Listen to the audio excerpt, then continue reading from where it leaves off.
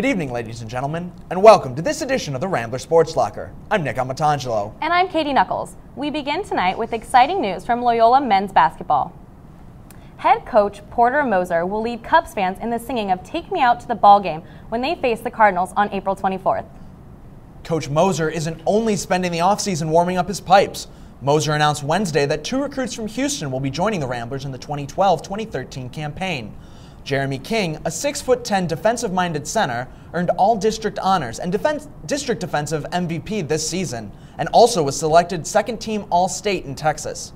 Devin Turk, known for his excellent three-point shooting, garnered first-team All-State and first-team All-Conference accolades during the 2011-2012 campaign. Turk and King will join 3 other recruits that signed last November. The men's volleyball team has been red hot, winning 6 of their last 7 games. The Ramblers have won more contests during the regular season this Saturday. The men will travel to Fort Wayne, Indiana to take on IPFW as they look to avenge the 3-2 loss against the Macedones at the Gentile Arena on February 24th. The MIVA Conference tournament starts on April 24th. Loyola's track and field teams have made a habit of breaking records this year. The trend continued at the Stanford Invitational last Saturday. Junior Gina Valgoy broke a 20-year-old record in the 10,000-meter run. Valgoy finished 4th in a 38-person race, beating the 1992 record by 33 seconds. Senior Danny Doherty took over the second fastest time in Loyola history, finishing 6th in his first 10,000-meter race. Junior Candice Karajan broke Loyola's triple jump record, improving her previous long jump record by a foot at the Chicago Land Championships at the University of Chicago. All 3 players won the Horizon League Track and Field Weekly Honors for the second time this season. The men's and women's golf team were in action this weekend at the Bradley Invitational. The men's team came in first out of 5 teams with a combined score of 878, 14 strokes better than second place. Senior Eric Hoop's 54-hole score of 216 earned him the second-best finish of the tournament and Horizon League Golfer of the Week. On the women's side, senior Anne Verdoliak led the team to a 7th place finish. Verdoliak scored a 54-hole score of 242. The women ended up with a 980 total strokes, but fell behind tournament champion Northern Iowa, who scored 908. Both teams will be in the action this weekend. The women at the Dolores Black Falcon Invitational in Bowling Green, Ohio, and the men at the Detroit Titans Invitational in Highland Park, Michigan. After a slow start, the Rambler softball team has been on a roll recently, winning 10 of their last 14 games. They are currently in the midst of a grueling stretch of 9 games over 9 days. Our Bridget Sheeran, Megan Carabelli, and Amanda Crowan caught up with the team after their 1-0 win over the UIC Flames on Wednesday. What are you doing for the next week and a half? The Rambler softball team will be playing a game every day. The Lady Ramblers seem to have hit their stride recently and are currently riding a 4-game winning streak. Their latest win came Wednesday with a 1-0 win over the UIC Flames. The win is part of a 9 games in 9 days stretch the Ramblers are currently on. But pitcher Brittany Gardner says that the team is more worried about the next inning than the long stretch of games. You just have to take it one game at a time, and we're focusing between each inning, winning each mini battle, and trying to get that win. And while the team has really come into their own, so have individual players. Junior outfielder Brooke Enderson is currently riding a 9-game hitting streak. She extended her streak in yesterday's win with a single in the bottom of the 3rd inning. Freshman utility player Taryn Schaefer brought a 4-game hitting streak into the contest and hit her first career home run on April 4th. Freshman second baseman Jessica Balzano has hit safely in 5 of the last 6 contests and was able to move the game's only run into scoring position with a sacrifice bunt in yesterday's action. And sophomore Brittany Gardner is leading the way for the pitching staff. Gardner was named Horizon League Player of the Week twice over the last 3 weeks. Coach Missy Becerra says this is the best she has ever seen Gardner pitch. Brittany is doing amazing. She's really gaining confidence, I think, each game that she throws, and today was really the first time that I saw her kind of but when runners are on base, she handled what she needed to do. So kudos to her, and she's really just becoming a very great pitcher. While the individual players are playing well, so is the team.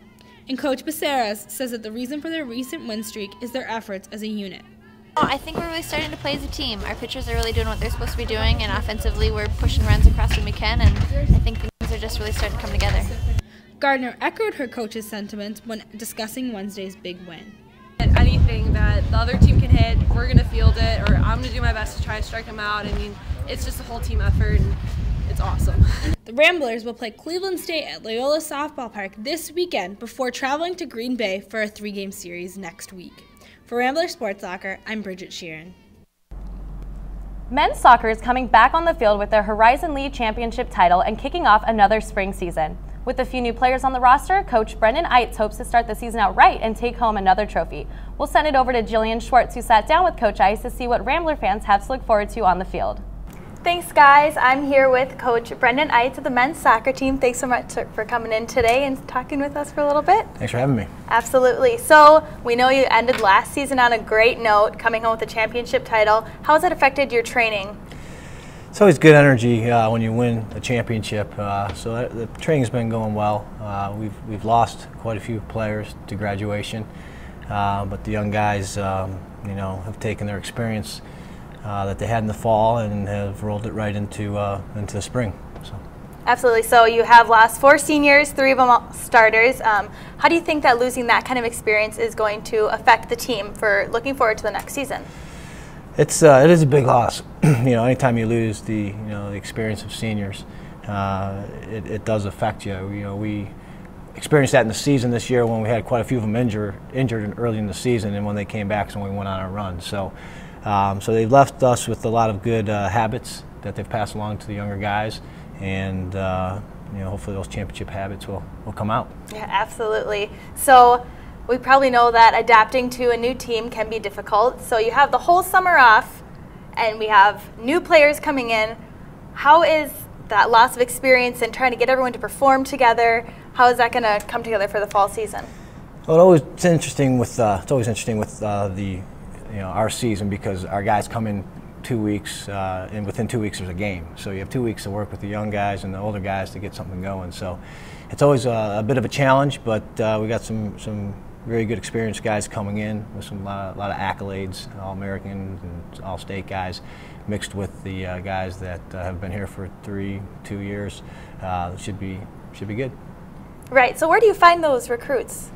We go all over the country looking for the best players we can find, and right now we got a lot of our guys are coming from the Midwest. Traditionally from St. Louis, Omaha, Cleveland, Midwest towns. So, how many more players will be replacing, or how many have we gotten on our team this year? Yeah, well, we got right now 9 guys are committed for next season. Wow! And we're working on one more player from an international player that we're working on that may work out. So right now we're pretty much full with our class with 9 guys, and it may be 10. That's like a whole new team. Yeah. So we've had a couple of games so far in the spring season. Game tomorrow. What do these games show for the fall season? What's going to be happening? Well, we work on quite a bit of system stuff. So stuff that we plan on using in the fall. So we're working on that, and it's coming along. We're working on the last week a lot of tacking, so we can score a couple more goals than we did last season. All right, awesome. Well, it sounds like we have a lot to look forward to out there. Thanks so much. For Coach Eitz, I'm Jillian Schwartz. Back to you guys. Sports at Loyola aren't just for varsity athletes. There's a whole world of intramural sports to take advantage of right on campus. Right now, Hallis is in the midst of the intramural basketball playoffs. Maura Guthrie was there to find out what keeps the Ramblers on the court.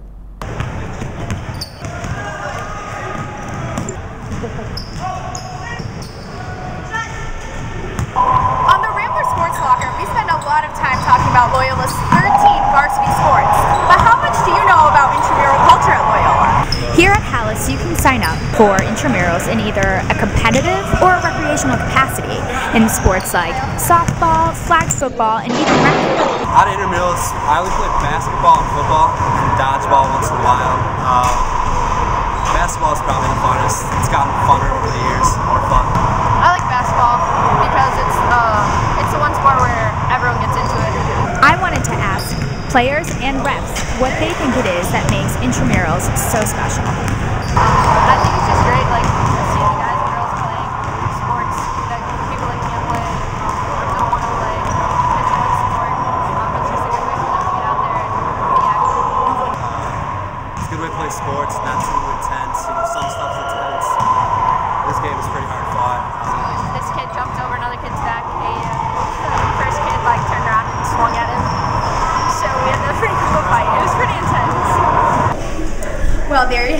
Intramurals are a great way for Loyola students to band together over a common love for sports.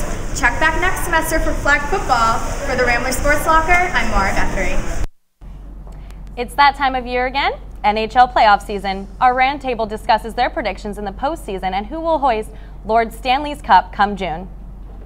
Thanks, guys. Here at the roundtable, I'm Joe Flaherty, joined with Mary Sugden and Sean Keenahan. And the NHL playoffs are away and kicking, and we had some pretty stellar games already, and one of them involved your Philadelphia Flyers, didn't they, Sean? It sure did. I cannot tell you how excited I am. This is my favorite time of year when the Stanley Cup playoffs kick off. Last night, unbelievable game in Pittsburgh. Philadelphia coming back from 3 goal deficit. They looked flat in the first period. They looked like deer in headlights, but you know, they made me proud. Philadelphia's come back, I think, 24 times in their last 30 games from 2 goal deficits or more. So hopefully we're going to change that trend and start dominating from the top. I know you guys are excited about the Blackhawks, but I'm hoping to have a repeat of 2 years ago. I'd love to see another Chicago-Philadelphia Stanley Cup. This time I'm hoping I won't have to shave my beard after the series. And I hope it would definitely have a more exciting ending than that Patrick Kane goal. Yeah, I'm pretty surprised. You said they came back from that 3-0 deficit. The Penguins looked really good coming out the gate. Sidney Crosby had a goal and an assist in the first, at least in the first period, but I knew in the first couple minutes. And he looked like he just stepped in. It was really fluid. But then Fleury, he let things get away from him. I don't see Fleury over a 7-game series letting that happen repeatedly up to 4 times. But I mean, I think the winner of this series is gonna come out of the East. But in the West, or Blackhawks here, I have a really strong feeling, an eerie feeling. I don't know why, because the stats don't seem to back it up. But I think the Hawks are gonna go pretty far. I think so. I'm agreeing with you. But looking at the stats, I think it's going to come down in this series with Chicago and Phoenix to goaltending. Not that it doesn't in any other series, but when you have Corey Crawford matched up with Mike Smith, and Mike Smith, I think, has one of the top 3 as far as save percentages right now. So I think the Hawks are going to have to be extremely patient when it comes to their goal scoring, and they're just going to have to kind of rely on what they know how to do and everything like that. But they just have gotten Taves back, so hopefully, if he's full steam, he can take him pretty far. If Taves can step in just like Crosby can step in, I think that first line, I mean, matches up with anyone in the NHL. And like you said with Mike Smith, he's only allowed 2 goals over the past 5 games, and they're on a 5-game win streak themselves. But I think general consensus is the Hawks can take care of Phoenix. Looking ahead, we got either the Red Wings or Nashville. So that's going to be a tough matchup. I think Detroit was really consistent in the beginning, in the middle of the year. They had that 23, I think it was, home game stretch where they just did not lose. But the Predators have shown that they are a team to be reckoned with this entire season. They've given the Hawks a lot to worry about. Nashville seems to always give the Blackhawks a run for their money, and I think you both touched on it. Goaltending is so key this time of year. Corey Crawford proved last year, in my opinion, that he can really carry the Blackhawks forward in the goaltending position. For Philadelphia, on my end, and for the Eastern Conference, I have to tell you, we got an unbelievable, talent in the Eastern Conference. You've got Pittsburgh Penguins. If the Flyers can get past the Penguins, I'll be a happy guy. But then, you look at, you've got the Rangers. You've also got the New Jersey Devils. They're never out of it. So, it's a very strong playoff, conference this year. So it's going to be a good, exciting playoff run, I think. So your finals prediction, I'm assuming it includes the Flyers, but who from the West? Well, I'd love to see the Flyers versus the Blackhawks again. I had too much fun 2 years ago. I'd love to see that happen again. That would be fun. What about you? I think I want to go with Penguins versus Chicago, just because I think it would be so cool to see. You've got Crosby on one end and Taves on the other, both huge captains for the teams who struggled so much with the concussions this year. I think that would just be an awesome matchup. What about you? I'm going to agree with both of you a little bit. I personally think either Penguins or the Flyers are going to come out of the East and face the Blackhawks. So we're obviously all excited here on the roundtable for the rest of the NHL playoffs, and it looks like it's time for us to start growing those playoff beards again. So back to you guys at the desk. That'll do it for this edition of the Rambler Sports Locker. Be sure to like us on Facebook and follow us on Twitter. Until next time, I'm Nick Amatangelo. And I'm Katie Knuckles. Thanks for stopping by the Sports Locker, and don't forget to turn off the lights.